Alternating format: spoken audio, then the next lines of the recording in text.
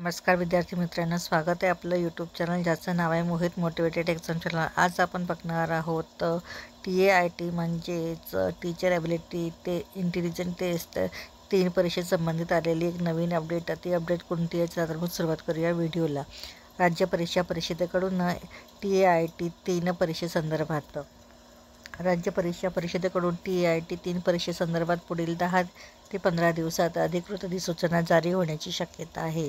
या अधिसूचनेत परीक्षा नियमावली, अभ्यासक्रम तसेच परीक्षा कोणत्या संस्थेद्वारे घेतली जाणार आहे याबाबत संपूर्ण माहिती दिली जाईल।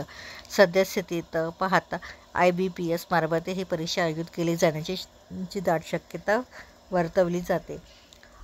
शिक्षक अभियोग्यता बुद्धिमत्ता चाचणी म्हणजेच TAIT परीक्षा मे महिन्यात होण्याची शक्यता असून ती देखील IBPS मार्फतच घेतली जाणार आहे। मात्र TAIT परीक्षा घेण्यात येणार असले तरी त्या संबंधीची अधिकृत माहिती तत्काळ प्रसिद्ध होण्याची शक्यता कमी आहे। या प्रक्रियेसाठी किमान 1 वर्षाचा कालावधी लागू शकतो।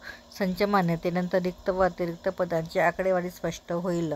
अतिरिक्त पदे असल्यास त्यांचे समायोजन, त्यानंतर रोस्टर तपासणी, आंतरजिल्हा बदली प्रक्रिया पूर्ण झाल्यानंतरच पवित्र पोर्टलवर शिक्षक भरतीच्या जाहिराती प्रसिद्ध केल्या जातील।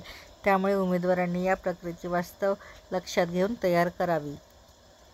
व्हिडिओ आवडल्यास व्हिडिओला लाईक करा, शेअर करा, कॉमेंट्स करा। अशा महत्त्वाच्या अपडेट्ससाठी मोहित मोटिवेटेड एक्झाम चॅनलला सबस्क्राईब करायला विसरू नका।